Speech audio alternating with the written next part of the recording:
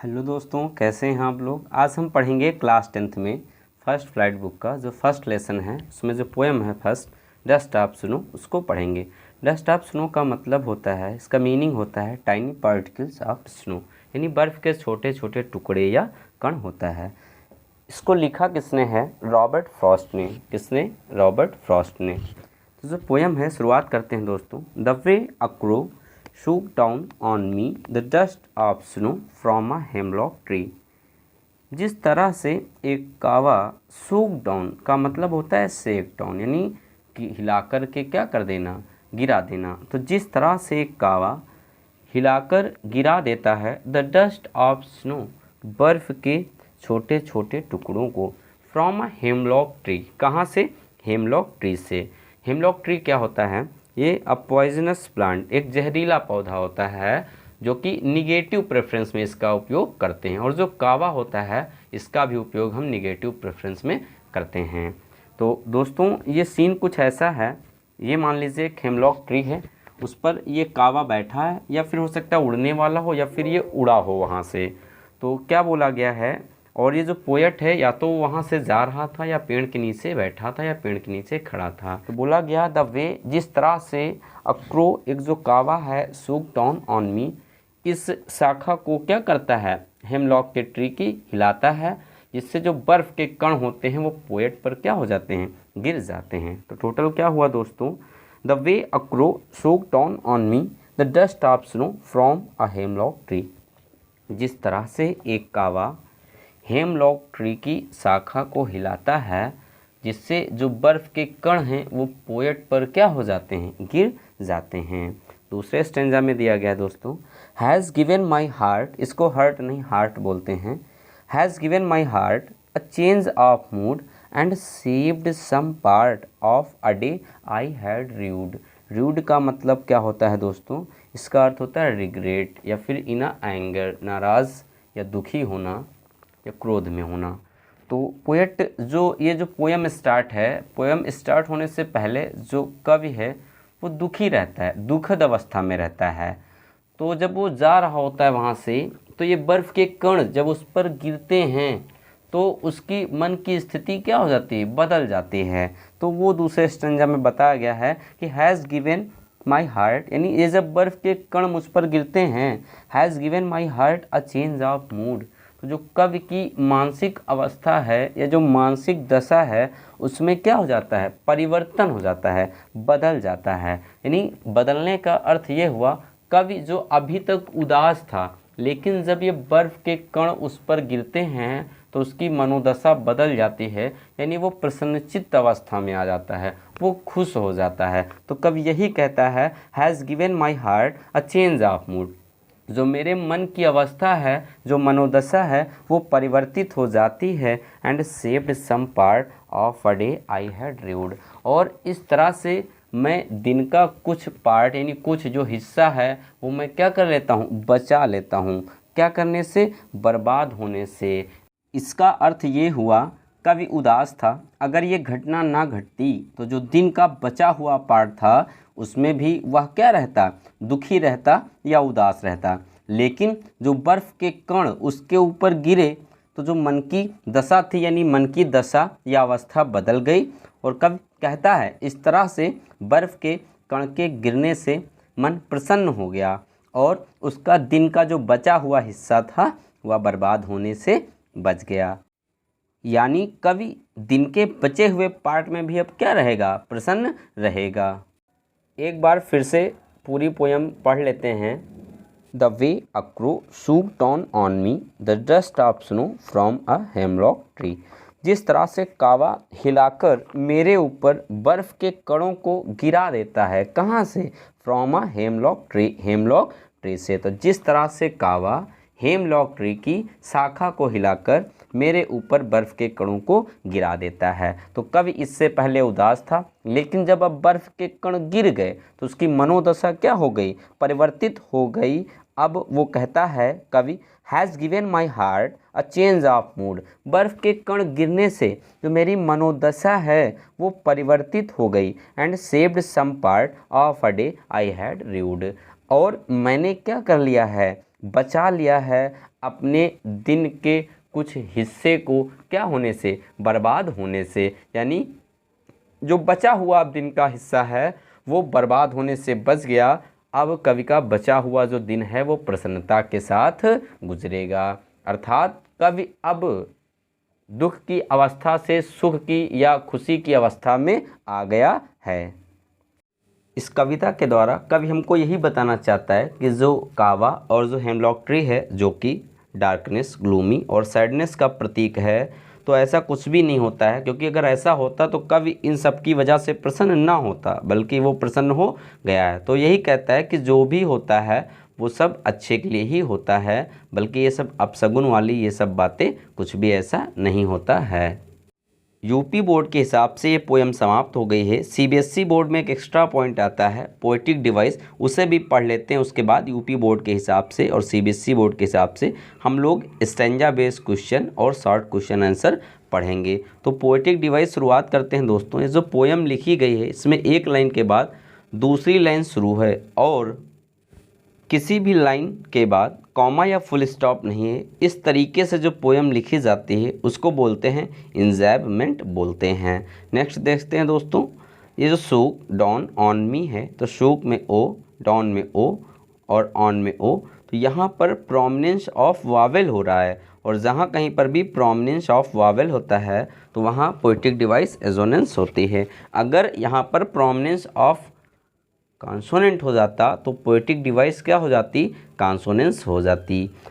अब दूसरा देखते हैं दोस्तों, जो दिया गया हैज़ गिवन माई हार्ट, तो हैज़ में एच और हार्ट में एच, ये लेटर जो है प्रोमिनेंस हो रहा है, लेकिन यहाँ पर कॉन्सोनेंस नहीं होगा, भले ही ये कॉन्सोनेंट है, यहाँ एलिट्रेशन होगा। एलिट्रेशन और कॉन्सोनेंस में डिफरेंस क्या है, कॉन्सोनेंस में जो कॉन्सोनेंट लेटर आएगा उसका जो प्रोमिनेंस है वो आगे पीछे कहीं भी होगा, लेकिन एलिट्रेशन में जो वर्ड का पहला लेटर होगा कॉन्सोनेंट आएगा तो वो एलिट्रेशन कहलाता है। तो यहाँ हैज़ में एच और हार्ट में एच, ये पहला लेटर है, इसीलिए ये हमारा जो बनेगा कॉन्सोनेंस नहीं बल्कि एलिट्रेशन बनेगा।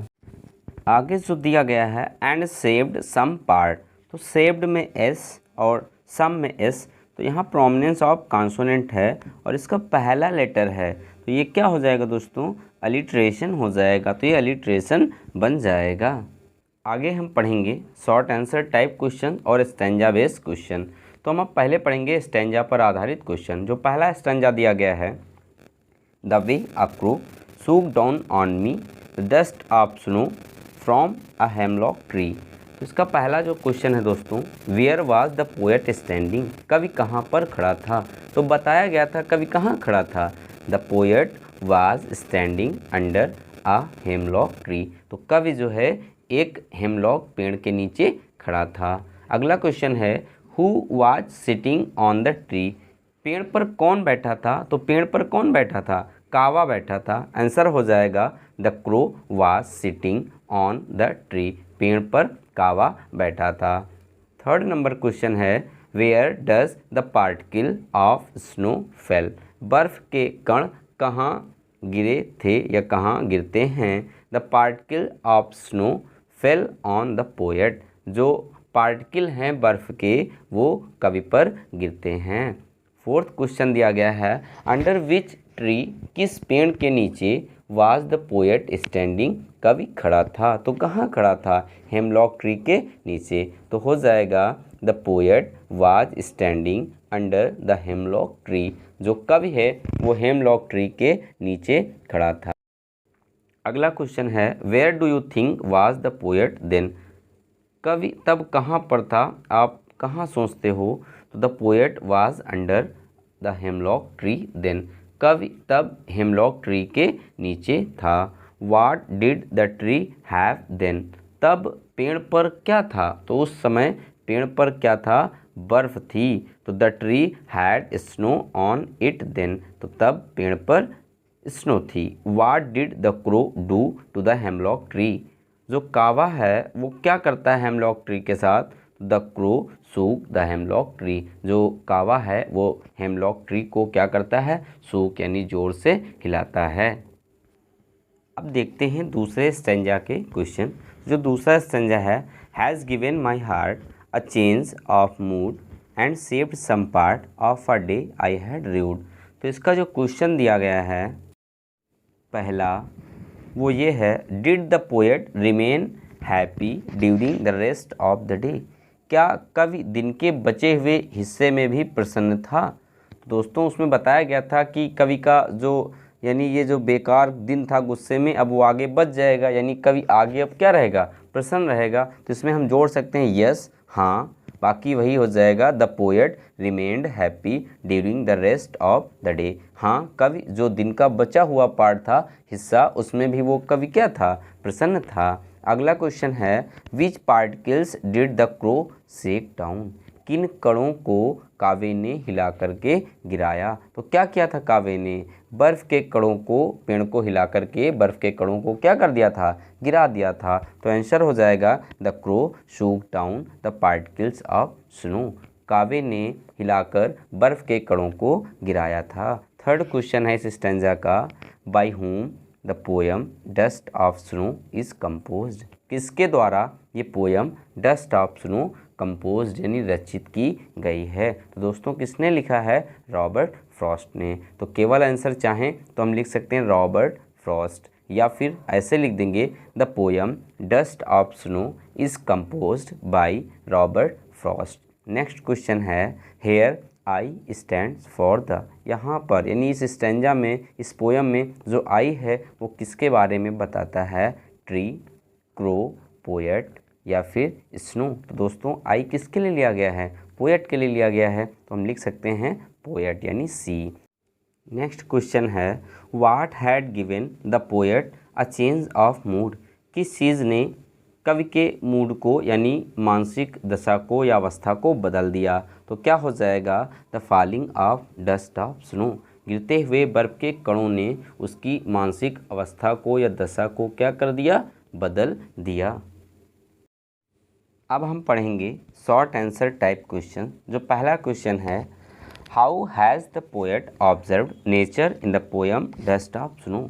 जो पोएम है डस्ट ऑफ स्नो, इसमें कवि ने प्रकृति को किस प्रकार से निरीक्षित या प्रस्तुत किया है। तो बताया गया है, in this poem the poet was in sad and depressed mood. इस कविता में जो कवि है वो डिप्रेस्ड और सैड मूड में रहता है।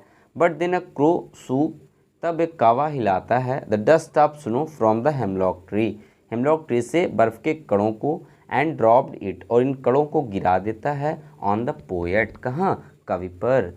द डस्ट ऑफ स्नो, जो बर्फ़ के कण हैं, चेंज्ड हिज मूड, कवि के मूड को यानी मन की दशा को, मनोदशा को बदल देते हैं। दस the poet has observed nature, इस तरह से कवि ने प्रकृति को प्रस्तुत किया है as a positive medium of change, एक सकारात्मक माध्यम के रूप में, ऑफ चेंज, बदलाव के, फॉर हिम, वो भी किसके लिए, अपने लिए।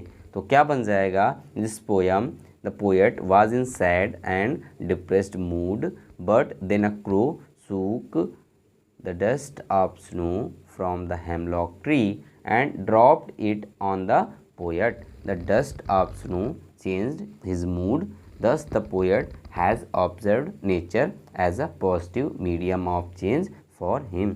Next question है दोस्तों, what is the central idea of the poem dust of snow। जो पोएम है डस्ट ऑफ स्नो, इसका मुख्य विषय या मुख्य विचार क्या हैं। तो जो सेंट्रल आइडिया आएगी ऐसे, वो आप में दिया जाता है ऑप्शन में कि 4 लाइन पोएम लिखे या सेंट्रल आइडिया, तो वो सेंट्रल आइडिया बड़ी लिखनी पड़ती है। ये शॉर्ट आंसर में पूछा है, इसलिए हमको यहाँ पर 3 से 4 लाइनों में आंसर सिर्फ देना पड़ेगा। तो क्या हो जाएगा, the central idea of the poem, इस पोएम का जो मुख्य विषय है डस्ट ऑफ स्नो का, इज़ डैट, वह यह है, समटाइम्स, कभी कभी, इवन स्मॉल थिंग्स, यहाँ तक जो छोटी चीज़ें हैं, डैट हैपन इन नेचर, जो प्रकृति में घटित होती हैं, can bring a change in the mood off human being, वो मानव जाति में परिवर्तन ला देती हैं या भर देती हैं। अगला क्वेश्चन है दोस्तों, what mood off the poet is reflected in the poem, how does it reflect. तो हिंदी हो जाएगा, इस कविता में कवि की किस मनोदशा को प्रस्तुत किया गया है, हाउ डज इट रिफ्लेक्ट, इसे किस प्रकार से प्रस्तुत किया गया है। तो दोस्तों कवि को किस मनोदशा को प्रस्तुत किया गया था, उदास था ना वो पहले, तो हो जाएगा the sorrowful and depressive mood of the poet is reflected in the poem। इस पोयम में कवि की दुखी और डिप्रेसिव मूड को प्रस्तुत किया गया है। द बर्ड क्रो, जो पंछी है, कावा, विच इज़ अगली, जो कि बदसूरत है, एंड हार्श, हार्श का मतलब कठोर या तीखा, एंड अ पॉइजनस ट्री, और जो पॉइजनस ट्री है hemlock, reflects the poet mood, वो कवि के मूड को क्या कर देता है, परिवर्तित कर देता है। अगला है दोस्तों, where was the poet and what happened to him, कवि कहाँ पर था और उसके साथ क्या होता है। तो कवि कहाँ था, हेमलॉक ट्री के नीचे। आंसर क्या होगा, the poet was under a hemlock tree, the poet was under a hemlock tree, कवि जो है हेमलॉक ट्री के नीचे था। And the tree was covered with snow, और जो ट्री था हेमलॉक वो बर्फ से क्या था, ढका हुआ था। When the crow shook the tree, और जब कावा हिलाता है पेड़ को, द डस्ट ऑफ स्नो, जो डस्ट है स्नो की, वो फिल ऑन द पोएट, वह कवि पर गिरती है। And it changed his mood, और यह चीज़ जो है कवि के मूड को क्या कर देती है, बदल देती है। इस तरह से ये पोएम काफ़ी अच्छे से कंप्लीट हो गई। अब हम पढ़ेंगे दूसरे नेक्स्ट वीडियो में फायर एंड आइस पढ़ेंगे, जो कि सेकेंड पोएम है। दोस्तों अगर ये वीडियो आपको अच्छी लगी हो, अच्छे से समझ में आया हो, तो प्लीज़ चैनल को लाइक और अपने दोस्तों में शेयर करिए ज़्यादा से ज़्यादा, ताकि उनको भी इसका लाभ मिल सके। मिलते हैं नेक्स्ट सेशन में, तब तक के लिए थैंक्स फॉर वॉचिंग।